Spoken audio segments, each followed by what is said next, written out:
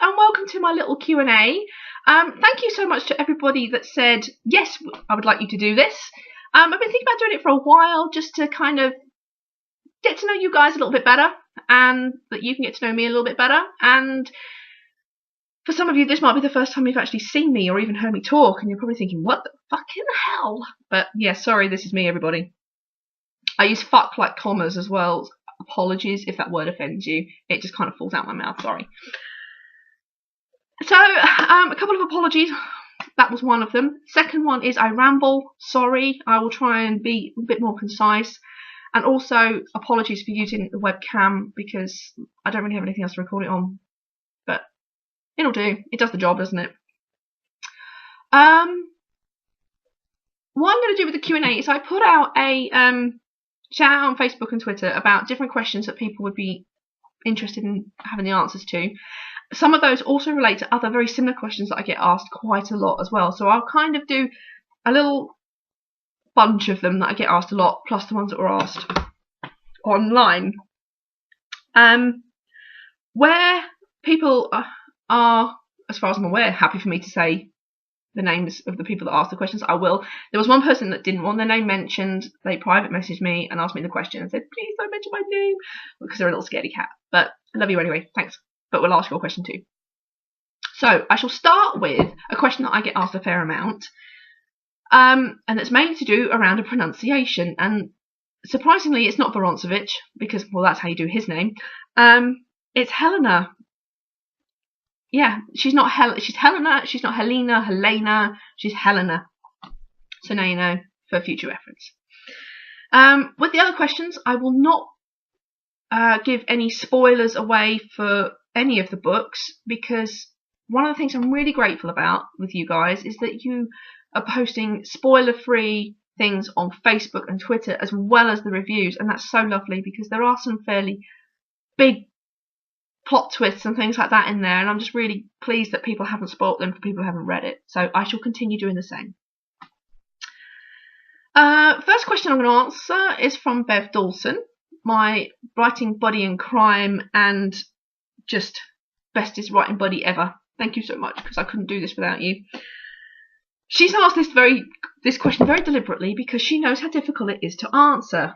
So she asked me, who's your favourite character to write and why? The short answer is I don't have a particular favourite character to write. I have periods of writing certain characters and I just get obsessed about writing them and then I move on. That's generally how I do it, and that's how I did Judas Kiss and Devil's Whore, and how I'm now doing Devil's Due. Book 4 and beyond will be like that as well. So for instance, when I started off Judas Kiss, it was just Leo and Helena, and it just snowballed, and then other characters that I already had in my head came out, but I kind of focused on them and developed it from there. It just tends to be the way I write. I'm currently in a phase of being a bit fixated on characters, and I'm working through that with them. And I will move on shortly and pick it up with somebody else. I'm hoping it's going to be Elizabeth, because I really need to get cracking with her. More on that later. So yeah, no particular favourites, just I go through phases of favourites. Sheila Brown, who is one of the proofreaders for me and test readers, and again, I couldn't do this without you, so thank you very much, asked me a few questions and I shall try and answer all of them as well. First question she asked was, when did you first come up with the concept for the storyline? It would have been around May or June 94. I would have been 14 and it would have been in a geography class and I hated it. I can't even remember what sparked the idea, but Leo, pretty much as he is now, jumped in there, as did Helena, pretty much as she is now. So I just kind of, they were there one day and I kind of knew all this stuff about them, like your family, and it kind of evolved from that. And as I said, I get obsessed about the certain characters and I kind of they developed in my head, and then Will came along, and about maybe 5 years later, I first learnt of Elizabeth Bathory, and I just thought, oh my god, she's amazing. Terrifying, but amazing. And it snowballed from there, but it always kind of evolved around this core story, and I have known about this story up until the book 3 end mark. I've known about it for a good 15 years. I don't even know how it's come into my head. It's just there. It's really difficult for me to explain how I came up with it, because it's just there. It's like it's part of me. What made me sit down and write it? I can tell you exactly what made me sit down and write it. Frustration and a very noisy head. There are lots of vampire books out there. Lots and lots and lots. And I would say nearly all of them I don't like. The ones I've read did not interest me. They did not relate to me. They're mostly focused at the teen market. There are some bigger writers like Anne Rice that aren't. As a general rule, these days, vampires and fantasy are kind of aimed at young adult, and that doesn't interest me at all. I don't want to diss any writer, because there's, no matter what book it is, no matter how good it is, somebody has sat behind a laptop and slaved and put their heart and soul into writing it. No matter how good it is, if it's a bestseller or never gets read, somebody has spent the same amount of time that I have on their baby. And I don't want to be sitting here and saying, well, it's shit, because that's just my opinion. All I can say is there were books out there that I didn't like. I didn't think they were representative of how interesting this market can be. And so I thought I would put my money where my mouth was when I'm sitting there going, I could write better than that.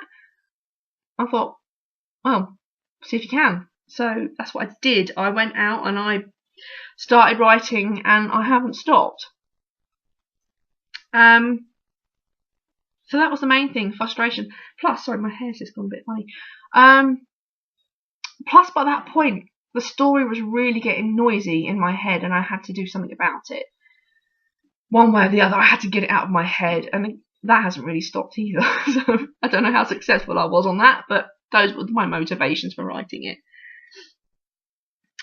How do you create your characters was another one of her questions, which is also linked to, are they based on real people? And another question I get asked a lot is how much of my characters are based on me. So I'll kind of try and answer all of them. I don't really know how I create my characters either, because as I said, they kind of just pop in, especially the big ones that are in the book. They've kind of always been there. I suppose in some ways they're quite organic. They just develop. It's almost like you've known these people your whole life. I know so much about them, and I know these tiny little details about them that may never ever hit the page, but I do. But I think it starts off, for me, even as something as simple as their name. Their name has to reflect them. I was very careful at how I named my characters, especially the main ones.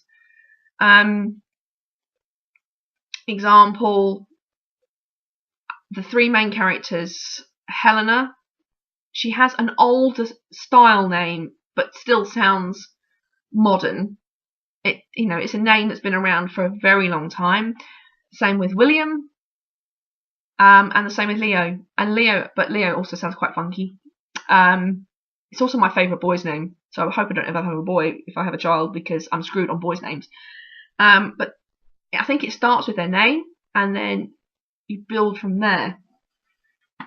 It's down to how they like their coffee and their tea and simple little things like that. Which then leads on to are they based on real people? Yeah, of course they are. And are they based on me? Just by the very nature of it, yeah, they are. Some of them have my characteristics, but to say, is Helena me? A lot of her personality? No, quite a lot of her personality isn't mine. Same with Leo, same with Mark, same with Elizabeth, same with Connor. A bits of you go into all of them. The murderous rage goes into some of them because apparently you're not allowed that out in public. Connor, his love of Doctor Who, that is completely me. I'm such a Doctor Who nerd. In fact, I don't know if you can see over my shoulder, I have a weeping angel. I love Doctor Who.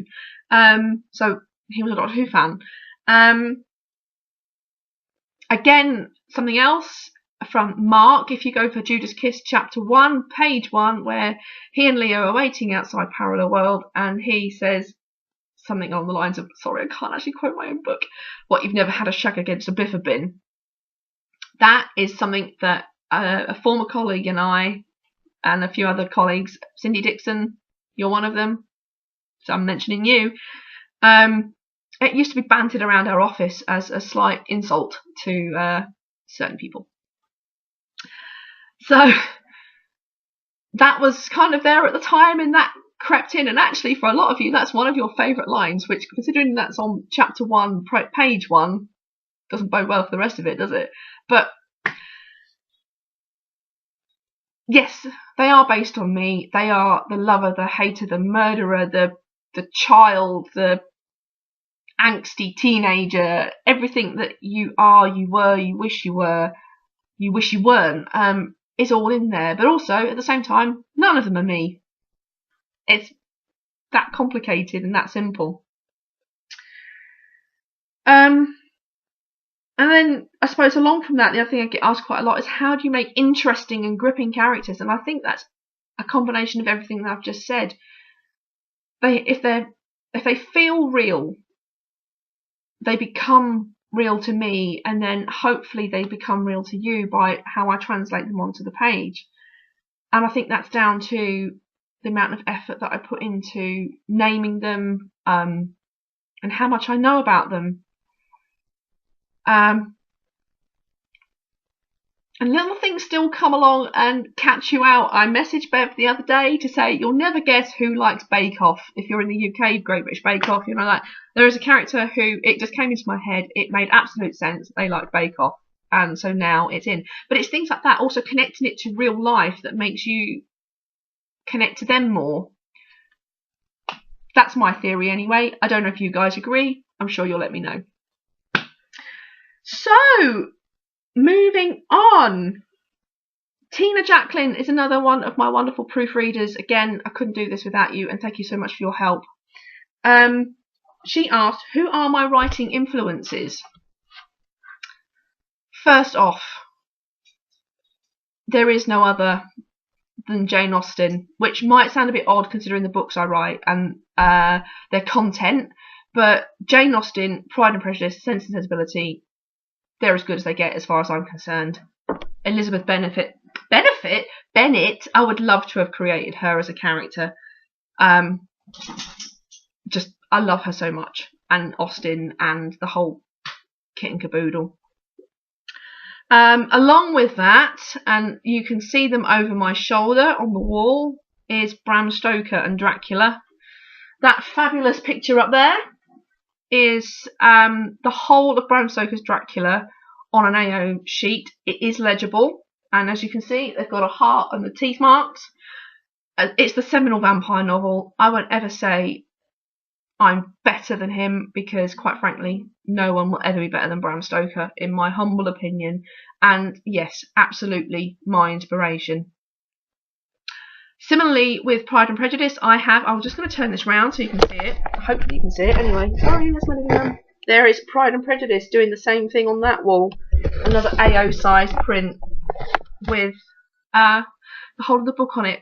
That's how much those two books mean to me. They are artwork in my house. And I absolutely love them. Along with that, I love Frankenstein by Mary Shelley. I'm also a massive fan of the Three Musketeers. Ever since I was tiny, I've loved the Three Musketeers. I think probably that translates across the books. I kind of hope it does, because I have deliberately made little references to them as we've gone along. Modern influences, I've already mentioned one, Doctor Who. Stephen Moffat, I can't speak today, sorry, and I'm doing this. Stephen Moffat and Mark Gatiss, who do a lot of writing for Doctor Who, and obviously Stephen Moffat is the current showrunner. They also write Sherlock, and they've done so much over the years. Stephen Moffat also did a TV series, I think it was in 2007, called Jekyll, that starred James Nesbitt, which was absolutely brilliant, and highly underappreciated at the time as well, but absolutely brilliant. I just think they are such clever writers. They write such big, bold storylines that not everybody likes, but that's good. People get talking about them. So yeah, they're modern influences. Really, really like them as writers. Another author that I really like is Boris Starlin. He wrote the Messiah series of books that was subsequently turned into a TV series with Ken Stott. Brilliant TV series as well. The character in there is Red Metcalf. Metcalf, yes, linked to Mark Metcalf. I used his surname for Mark. Another one of those little things that makes your characters real because they're based somewhere in reality. Ken Stott is physically nothing like the character in the book. But they are brilliant, and Boris Starlin definitely influenced Judas Kiss, especially. And if you know the outcome of Messiah, you might know why. Another one, again, these are mostly screenwriters, is Jed Mercurio. If that name sounds familiar, that's because it's just been plastered over BBC Two quite a lot for Line of Duty. He is the genius behind that. He also has done a series. Oh, he's done quite a lot of stuff. He wrote Strike Back. And a TV series called Bodies that was on a few years back, which was also brilliant. He's got such an eye for detail, and he really does go for it. And Line of Duty is now, bar none, my favourite crime drama ever written. It makes my little geeky heart sing on those sort of details about police procedural, which I am geeky about. But they are my main influences. So, a bit all over the place, really. Matt Corton, he's another author that I know. We actually grew up a few doors down from each other. So we got two writers from the same street in some random little town in the middle of Cambridgeshire. So there you go, another little bit of fact. He asked me, what advice, I should start that again because I'm reading it wrong. Best piece of advice I never got and I wish I had. I had to think about this for a few days.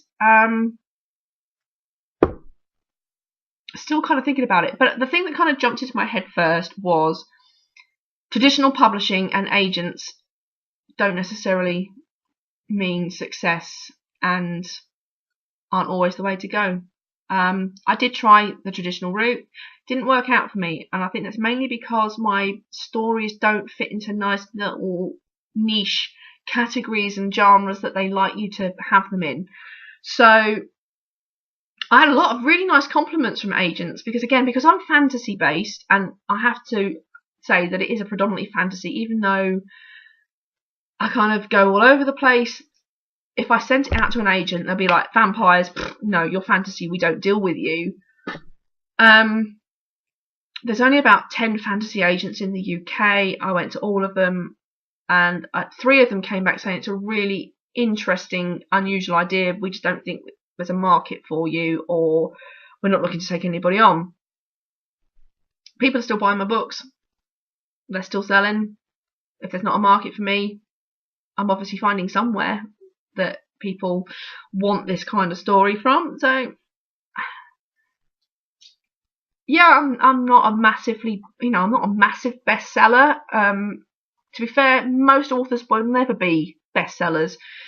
90% of the sales go to 10% of the authors published. So you're never ever gonna be in those leagues. Well, so I can't say never, but I never expect to be in those leagues. But just to sell anything is amazing. I put a stat out on Facebook just after The Devil's Whore came out in October.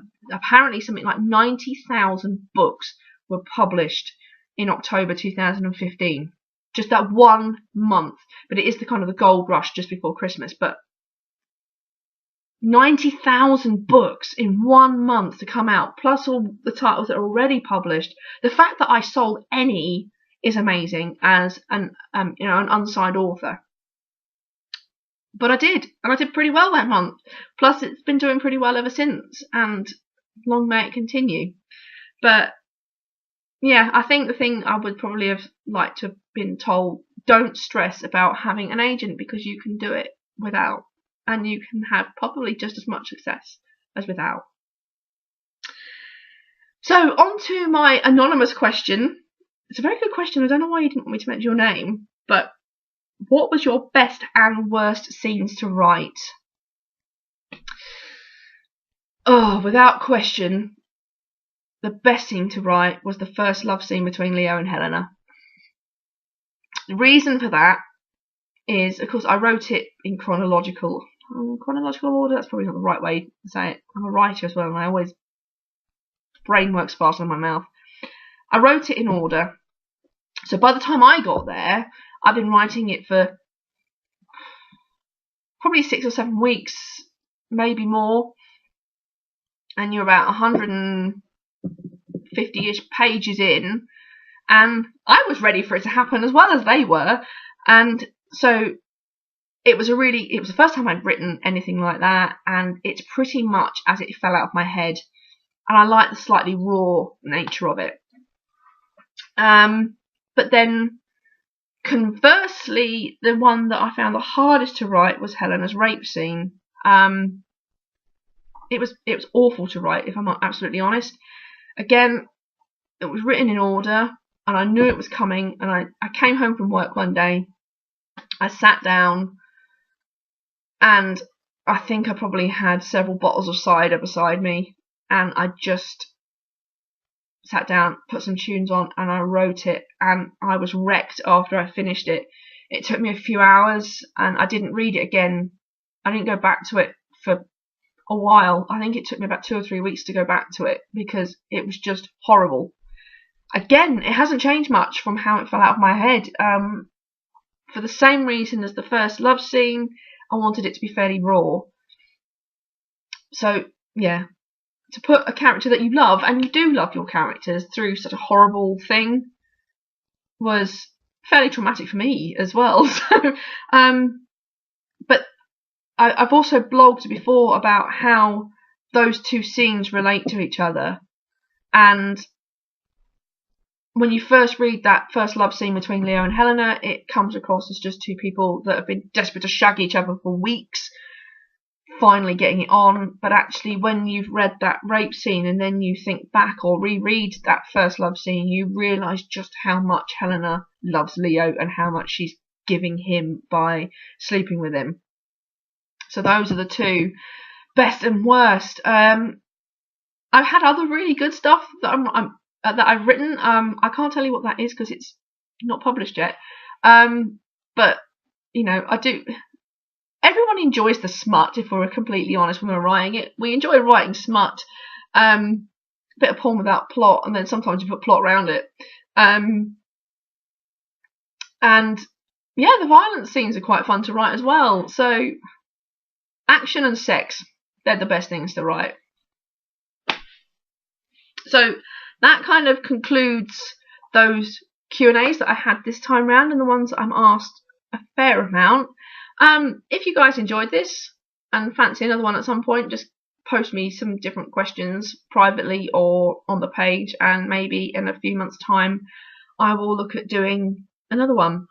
Just a little update, because you keep asking me how The Devil's Due is coming along. It's at about 67,000 words. I'm having a bit of an issue. Don't panic, people. Don't worry. With the story at the moment, simply because, as I said, I go through periods of fixation with characters, and what currently is going on up here is not really helping book 3 very much. That will pass. I shall move on. I force myself to do a little bit on book 3 every day, just to keep it moving. I really need Elizabeth to talk to me. I really need her to talk to me. Oh, actually, while I remember, yes, going back to the question of based on real people. Yes, sorry, some of the characters are based on real people because characters like Elizabeth Bathory are historical characters, and there's a lot of references to her character, and then you embellish around it. I'm sorry, I completely forgot that earlier. I hope that answers your question. So, we are at the end of this. If you've enjoyed it, please let me know. If you want any more, please let me know. Or if you want me to talk about anything else, please let me know. Hope you enjoyed it. Bye for now.